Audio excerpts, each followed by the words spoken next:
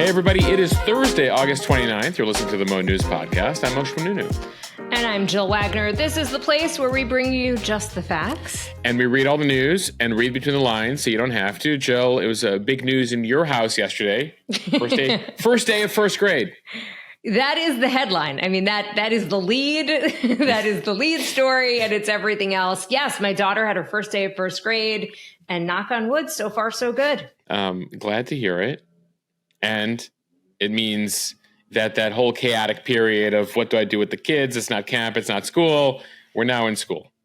Well, I still have my son, but yes. Right. Okay. But yes, one's off. And then there was one. And then there was one. Exactly. Moshe, on that note about just kind of like the chaos and craziness of parenting, that brings us to our headlines today. A warning for parents about parenting from the Surgeon General. We'll explain. Yeah, you guys had a lot of reaction to this on Instagram yesterday. Some new details about why the Trump shooter, Thomas Crooks, decided to target the former president. We'll also tell you about the latest on an altercation at Arlington National Cemetery between officials and the Trump campaign earlier this week and how it's playing out politically. 2 mosquito-borne viruses to tell you about, Triple E and something called Sloth fever. And this comes as we already told you this week about Anthony Fauci and others impacted by the West Nile virus, the mosquitoes getting to us this summer. It's been an unusually mild Atlantic hurricane season despite predictions. Why and why it's likely to ramp up. Google's Gemini is back, letting users create AI-generated people again. The changes in place so that we don't get Black Nazis and George Washington depicted as a Native American. Yeah, they say they've improved the software on the back end there to be slightly more historically accurate now, Jill. And everything you need to know about the Paralympics and why some athletes say cheating is more prevalent. Plus, Moshe is on this day in history. Jill, it's probably one of the most useful modern inventions. And is often used on clothing and other things that we take for granted today on this day in history. To our top story, the parents are not all right. That is the warning from U.S. Surgeon General Vivek Murthy. He has sounded the alarm about young people's mental health back in 2021. He has also warned about the health risks of social media, gun violence, and isolation. Now he is turning his attention to America's parents. In a report out Wednesday, the nation's top doctor says nearly half of parents can barely function, suffering from stress, money problems, and loneliness more than their childless peers. He writes, quote, in addition to the traditional challenges of parenting, protecting children from harm, worrying about finances, managing teenagers who are searching for independence, there are new stressors that previous generations didn't have to consider. These include the complexity of managing social media, parents' concerns about the youth mental health crisis, and an epidemic of loneliness that disproportionately affects young people and parents, just to name a few. And Moshe, some of the numbers are startling. He says 4 in 10 American parents say that they are so stressed that they can't function most days, with 2/3 citing financial hardship.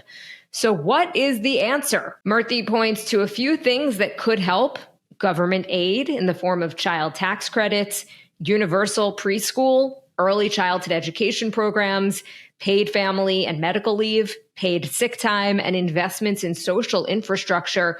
Most of this, by the way, exists in other countries. In fact, the U.S. is one of a handful of countries left on the planet that does not have a national paid family leave policy. There are some individual states that have their own policies. Only about 1/4 of Americans are eligible for leave through an employer. So the question now is, can this happen in the United States? And where do the current presidential nominees stand when it comes to these ideas?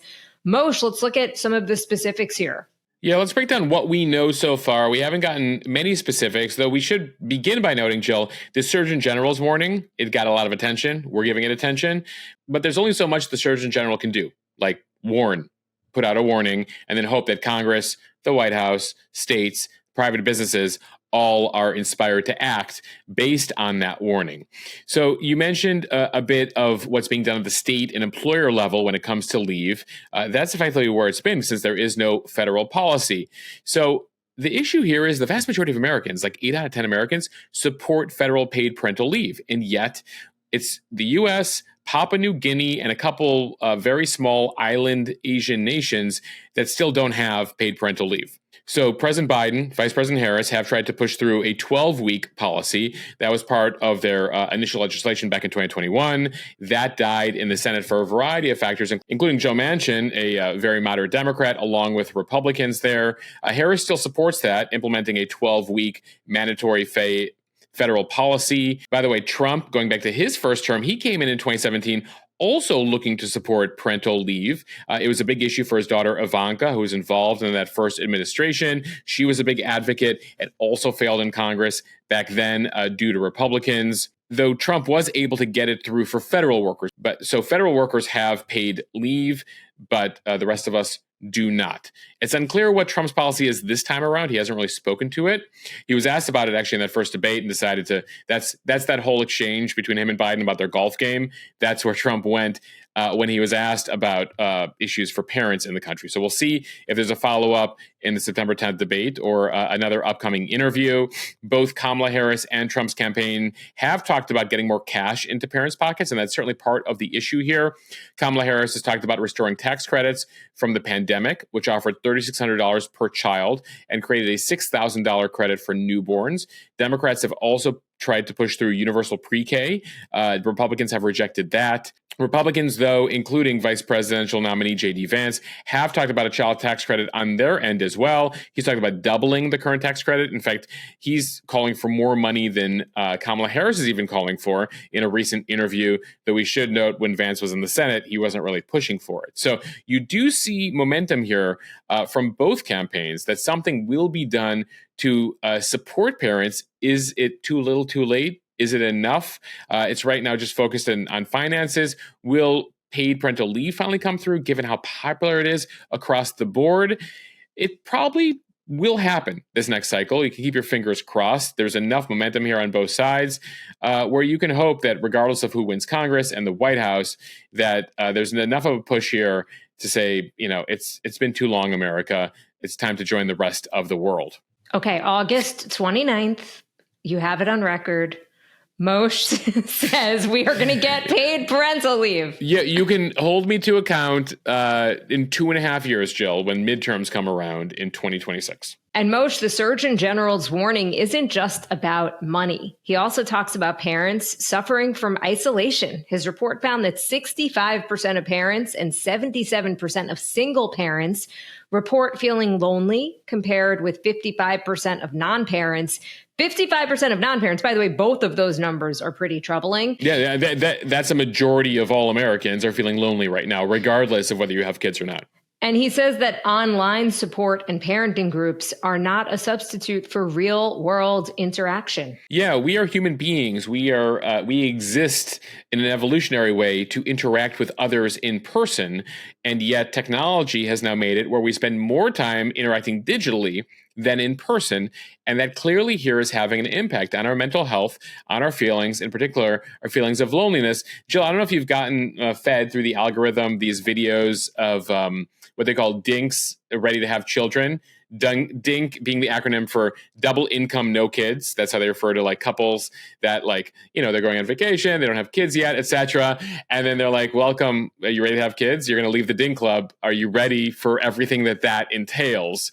And so that's part of it, right? But even as you're noting that even people without kids, non-parents, also feeling the same issue. It's something we've talked about on a couple interview podcasts. If you listen to the Mo News interview podcast, we had a conversation last fall with Jenny Wallace about this, about the need for parents in particular to seek out social interaction for their own benefit and the benefit of their own parenting. That, by the way, is episode 60 with Jennifer Wallace. We also have episode 75 with Aliza Pressman. She's a parenting expert. We talked about this as well with her. Parents need to take care of themselves so they can take care of their kids. The metaphor used is sort of like when you're in a plane, you put on your oxygen mask first before you put it on your kids. same idea here. Parents need to, while your kid is super important, everything, their play dates and everything they got to do is super important, you got to take care of yourselves. This is also something that came up in our most recent podcast with Jonathan Haidt of Anxious Generation. That's episode 93 of the Mo News Interview podcast. I'll make sure to link to all of these in the show notes. He talked about this issue with parents also just taking on so much that they're both working now. And parents feel obligated to spend much more time with their kids than parents in the 60s and 70s ever did.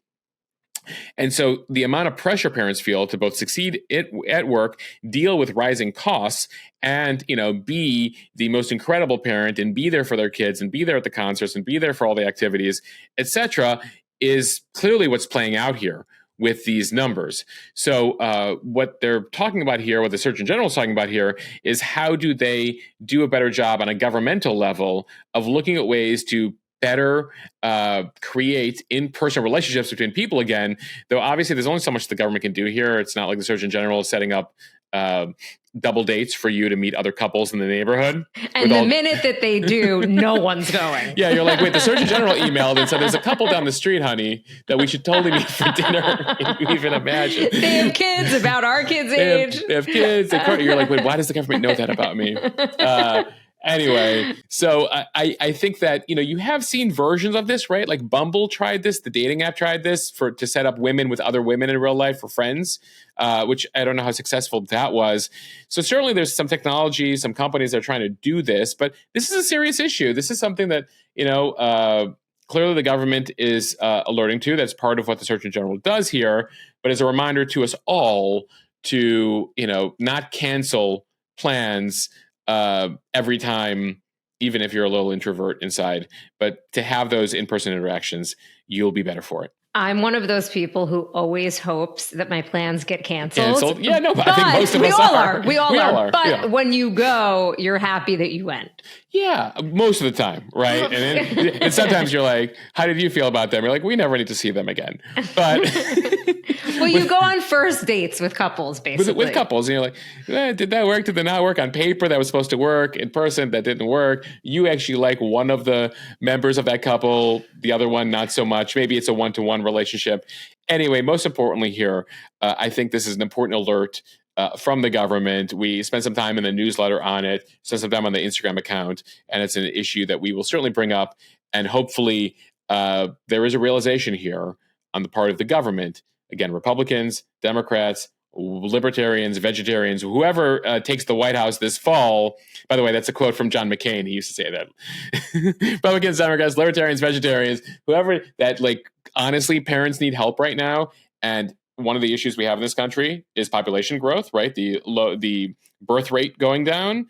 And one of the reasons is people are like, it's not tenable to be a parent and have many kids anymore, given what we're seeing. And so the government needs to step in here and give us some of the benefits that we see in similar countries in Western Europe, in Asia. And when it comes to paid parental leave, 187 other countries on earth all have it, and we still don't have it.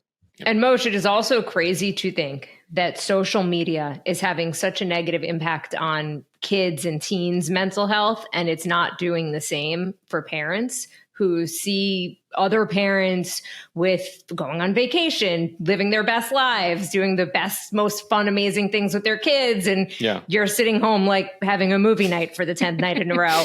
I don't know who I'm referring to, but no, just kidding. But I do think that that's playing into this as well. It's that comparison of yourself to other parents. Listen, there's a finite amount of time every day, right?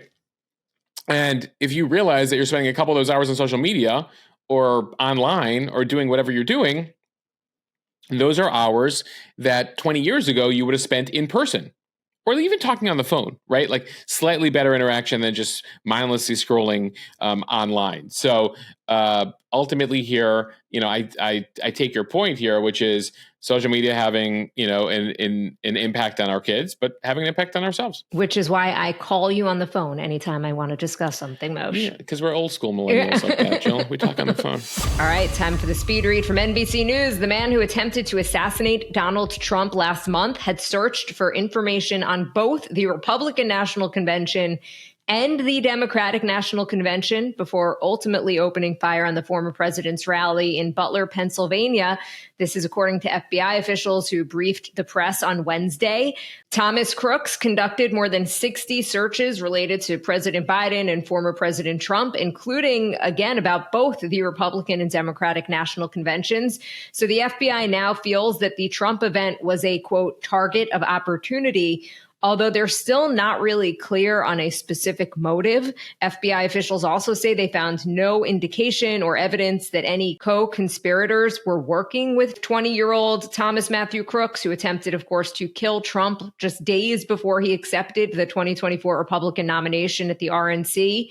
The FBI Assistant Director, Bobby Wells, told reporters, "I want to be clear, we have not seen any indication to suggest that Crooks was directed by a foreign entity to conduct the attack." Yeah, this is significant because we've told you about the Iranian plots to kill Trump. There were several. They arrested a guy who was here recruiting people to try to take out Trump and other folks who the Iranians wanted dead. So despite the fact that Iran was also working on this, the FBI feels there was no coordination here, not anything they found evidence of so far. And it's apparent here that Crooks just wanted to do something and wanted to hit one of them. Again, the FBI saying here he was searching for Trump, searching for Biden events, searching for Trump events, searching for the RNC, searching for the DNC, getting the dates here. So it didn't appear that he was really focused on Trump until he found how convenient the rally was going to be to where he lived, the Butler, Pennsylvania rally. It was going to be outdoors. So they call it a target of opportunity here because he had this mixture of ideologies,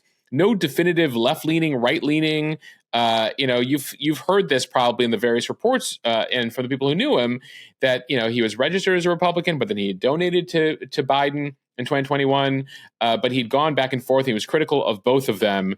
So there's still, it's incredible here, Jill. More than a month in, and they still don't have a clear motive. It sort of reminds me of the situation in Vegas with the worst mass shooting of all time at that concert a few years ago.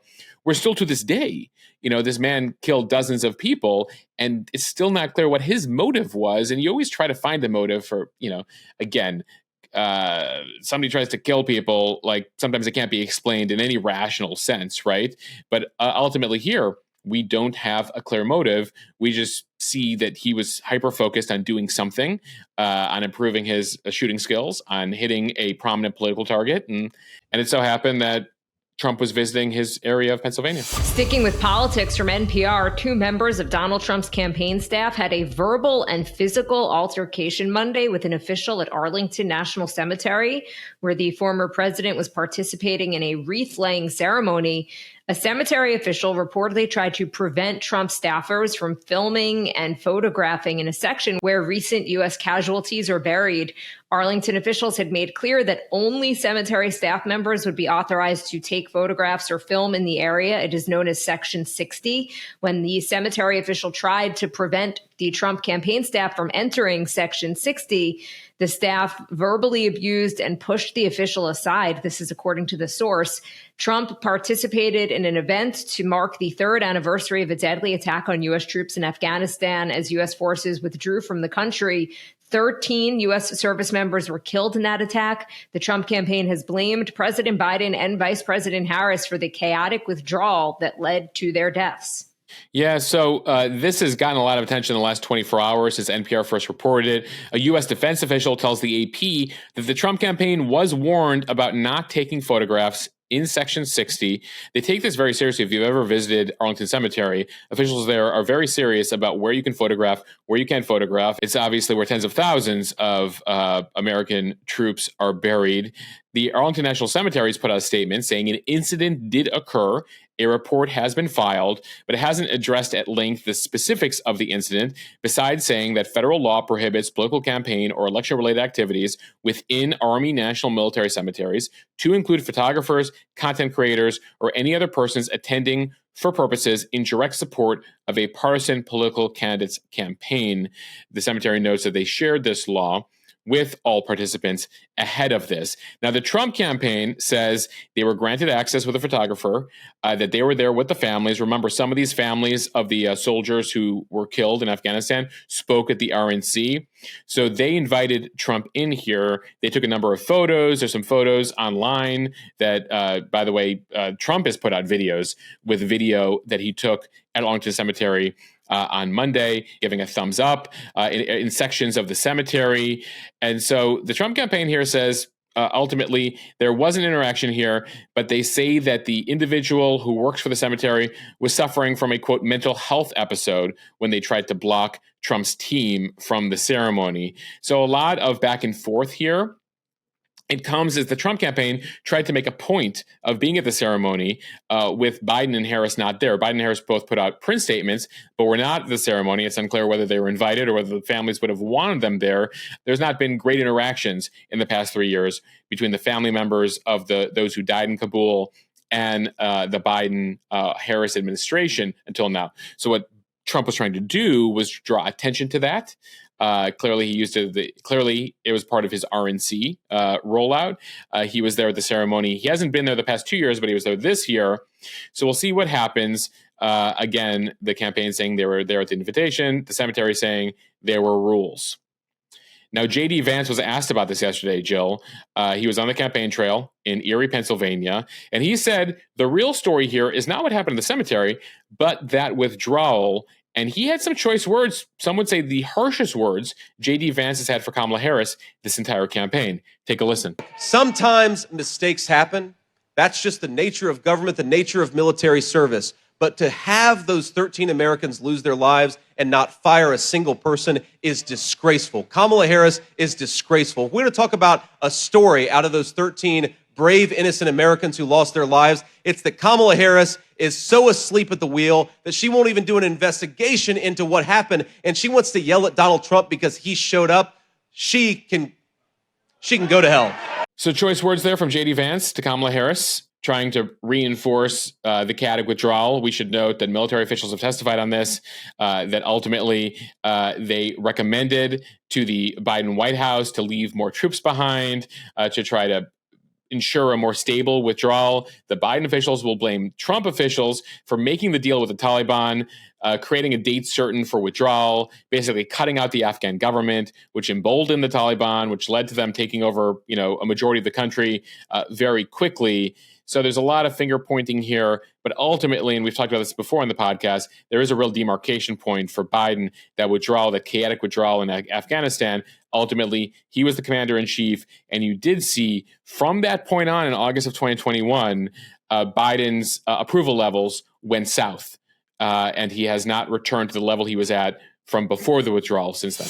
From USA Today, a person in New Hampshire has died after contracting the Eastern Equine Encephalitis virus, more commonly known as EEE.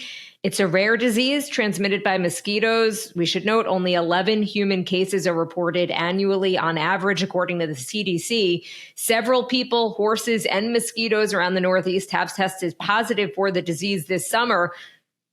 In New Hampshire, somebody was hospitalized because of severe central nervous system disease and did pass away from the illness. New Hampshire officials say, we believe there is an elevated risk for EEE infections this year in New England. Given the positive mosquito samples identified, the risk will continue into the fall until there is a hard frost that kills the mosquitoes. So until then, everyone should take steps to prevent mosquito bites when they are outdoors. Yeah, that's the theme this week. We told you earlier this week about West Nile virus, which is also transmitted by mosquitoes. EEE, much more rare, but it does have a higher death rate. It is not contagious from person to person. Now, we should note most people who get EEE, the virus, don't get the subsequent disease. So what happened in this individual is they got the rare disease that's caused by EEE. And so, again, very rare here. But if you do get it, you do get EEE, and then you get the disease, it does lead to death in about 30% of cases. The CDC has identified 4 human cases of EEE this year in Wisconsin, New Jersey, Massachusetts, and Vermont.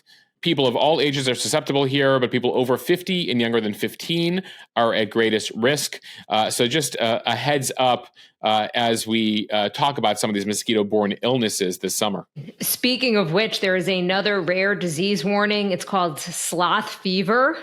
And we mention it just because you might see the headline and get nervous, but there are still only a handful of cases literally in the world. More cases are being reported, though, in the United States this year among travelers that are returning from Cuba and Brazil. The viral disease is spread by small flies and some types of mosquitoes, and it can cause a sudden fever and aches, among other symptoms. Yeah, you've seen a bunch of cases across South America. There are now some cases in US and Europe, travelers returning from South America. But again, just to give you a sense of the numbers, there have been 21 cases in the US, 19 in Europe.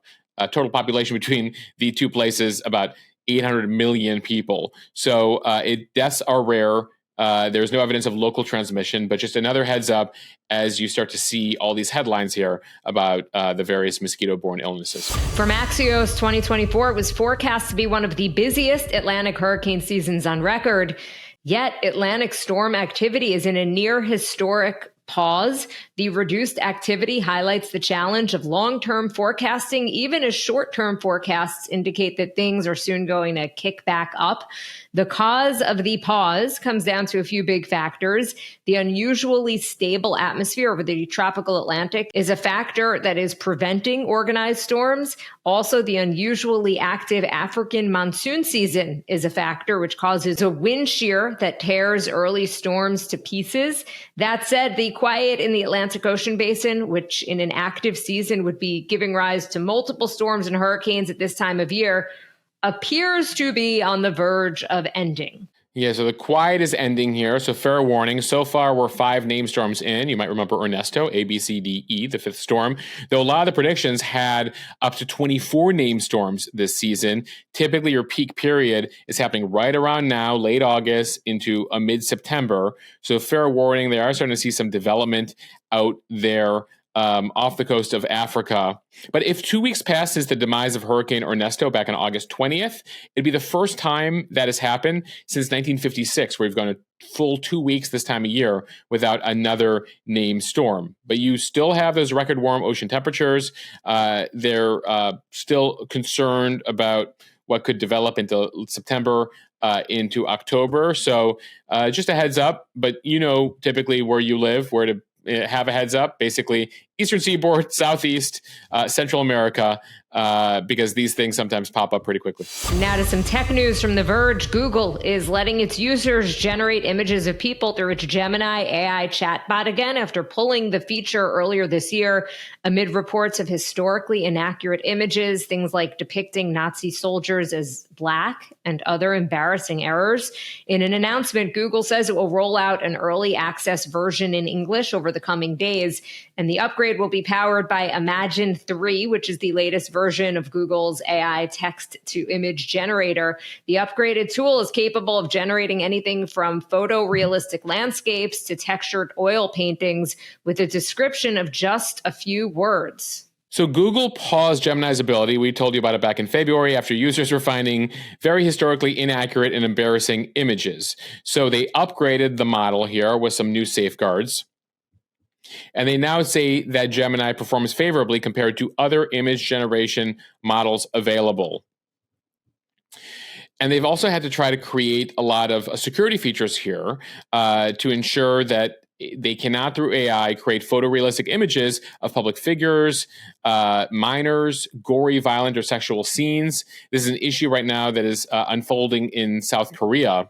That's where there have been a number of Telegram group chats where there have been thousands of pictures of South Korean girls and women without their permission, with AI images that have been manipulated into sexually explicit images, both celebrities and notable people, but also just regular folks. Is creating a major firestorm in South Korea right now. And so that's a major concern here with how people can, some people try to comedically use AI. Some people try to artistically use AI, and some people try to nefariously use AI. And that's concerning about what's happening right now in South Korea. So all of these companies are trying to react and ensure that they create the proper safeguards here so they can't use AI to create chaos. And I have tried to use AI to write this podcast. Still not to happening. no avail. No. No luck. No, the news thing is going to come in last, but when it comes in, it'll be useful. But so far, Jill, you have, I think, difficulty from AI there. But so far, I think there's still a difficulty AI is having in terms of processing like very recent information.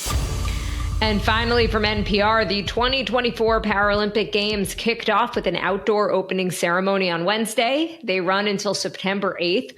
Organizers are already touting it as one for the record books, with an all-time high number of delegations, female athletes participating, and global broadcasters covering it. It is the first summer Paralympic Games to take place in France, and it's the first time since the pandemic that spectators are allowed to fill the stands. There are 22 sports with 549 medal events and about 4,400 athletes competing. Moshe, there are two Paralympic-specific sports not featured at the Olympics. That is goalball and bocce. There will be plenty of storylines and athletes to watch as the 12 days unfold, from redemption missions to rivalries to power couples. Among some of the stories we're watching, China, which has dominated the last 5 Paralympics, is looking to continue its winning streak. An Italian sprinter is set to become the first transgender woman to compete at a Paralympics, and several highly decorated members of Team USA, including some multi-season athletes, are also looking to break new records. From the U.S., para-athletes represent 38 states. They range in ages from 15 to 52. We will be watching Team USA's Hunter Woodhall. He's a sprinter with 3 Paralympic medals. His wife, Tara Davis, if you remember, she got her gold medal this summer in women's long jump, and he was in the stands cheering. Yeah, it's a very inspirational relationship. We posted a couple of videos about how they met. She's an Olympian. He's a Paralympian. It's really a remarkable story. By the way, you mentioned the sport of bocce. I had to Google that. It's a version of bocce ball that was designed for people with cerebral palsy and major physical limitations to be played by these athletes. So it's one of the more popular sports at the Paralympics. There is a larger audience here, a growing audience and growing economy around the Paralympics. And the Washington Post reports that has actually now created, unfortunately, some incentives for cheating. So athletes within the Paralympic movement have now suspected that some of the competitors are faking the severity of their disabilities to gain an advantage. This is an issue apparently that has arisen in the Paralympics. The games, again, started from very modest beginnings and now are officially the 3rd largest sporting competition in the world. So a number of athletes say that the system right now that they have to ensure equitable competition is easily manipulated, and the governing bodies of the Paralympic sports are not really concerned with being aggressive in their oversight. They're more concerned with silencing allegations to preserve the inspirational nature of the Paralympics than safeguarding fair play. So you have a lot of athletes who are like, hey, this person actually doesn't have a disability or is faking the severity of it. And they say they're being silenced by the Paralympic Games, saying, no, let's not talk about this. We're not going to look further into this because it's going to mess up the reputation of the larger games.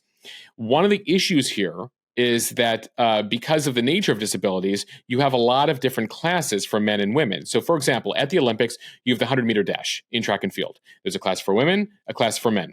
At the Paralympics, there's 16 classes for men and 13 classes for women that account for varying disabilities in the sport. And so some disabilities here may result in clear-cut assignments to a class.